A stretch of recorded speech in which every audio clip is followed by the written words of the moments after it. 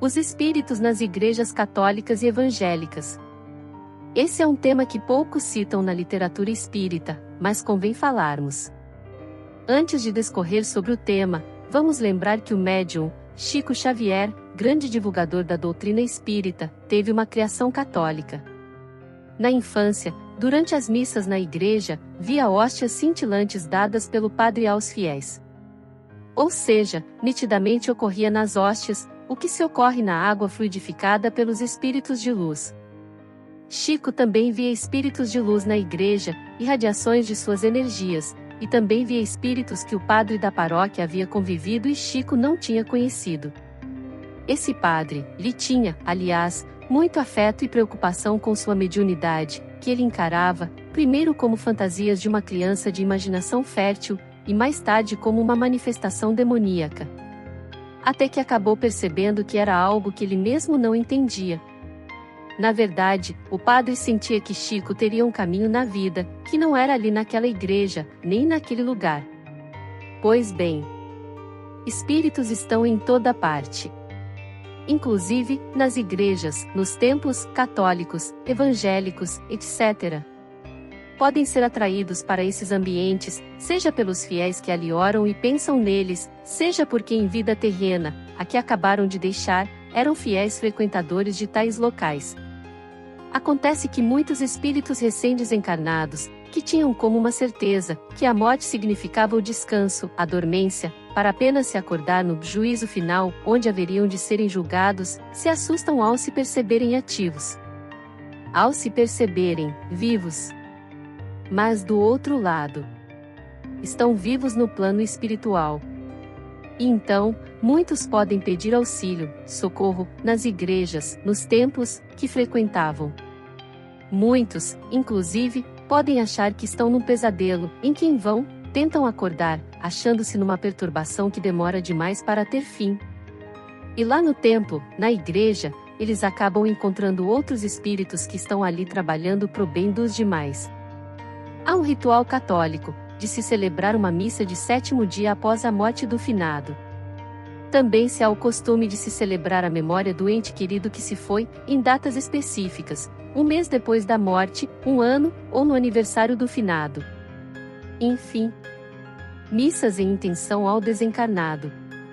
Quanto a esse assunto, vemos a sincera intenção, que faz bem ao espírito, haja vista que é um testemunho sensível de quem lhe quer bem, e ali na missa, a família, os amigos em reunião, se concentram na sua imagem, na sua importância que teve para a vida de todos, e se emocionam, o que, claro, sensibiliza o espírito em se sentir tão querido por todos. Mas há infelizmente, aqueles que mandam celebrar uma missa em intenção a um desencarnado, apenas para lhe aliviar a consciência sobre algo que porventura provocou a rixa entre eles em vida. Creem que bastam mandar rezar uma missa em intenção ao finado, que se estão quites com ele. Porém, o desencarnado é tocado pelo sentimento de quem ora por ele.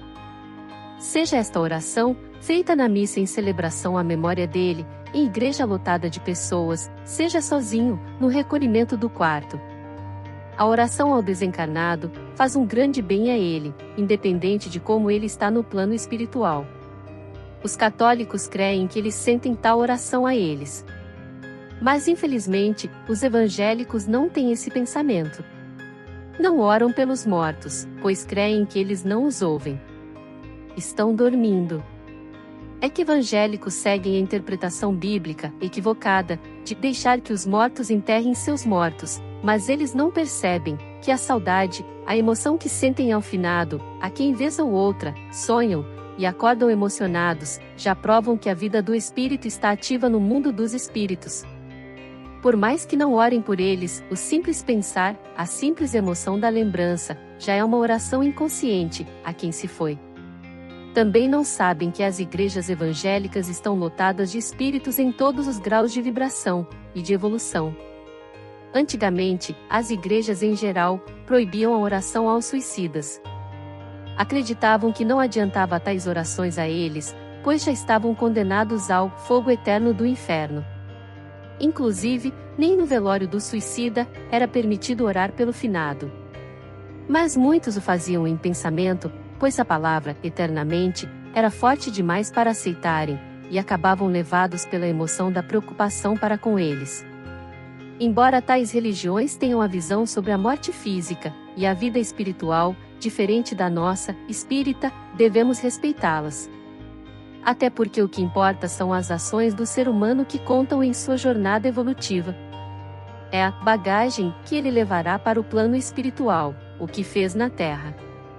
Todas as religiões, filosofias, quando não tomadas pelos seguidores como arma para atacarem quem pensa diferente delas, levam ao bem. Quando usam o lema amar ao próximo como a si mesmo, entendem que a razão da vida é a evolução através da caridade, do respeito ao próximo, das boas ações praticadas. Conhece-se, também, uma boa árvore, pelos seus frutos. Se a árvore não é boa, os frutos não são bons. Portanto, o fanatismo religioso ou filosófico é um grande mal. Pois os extremos afastam as pessoas em vez de uni-las. Os extremos provocam guerra em vez de paz, mesmo que se tenham diferenças. Pois o que importa é a união dos povos. O fanatismo só provoca os frutos da destruição. Vemos pessoas que, por exemplo, tomadas pela dependência química ou de outros vícios, se converterem a alguma religião, crença, filosofia, e conseguirem a vitória sobre seus problemas. Isso ocorre, não apenas pela força de vontade de um padre, de um pastor, de um pai ou mãe de santo, um médium, uma benzedeira.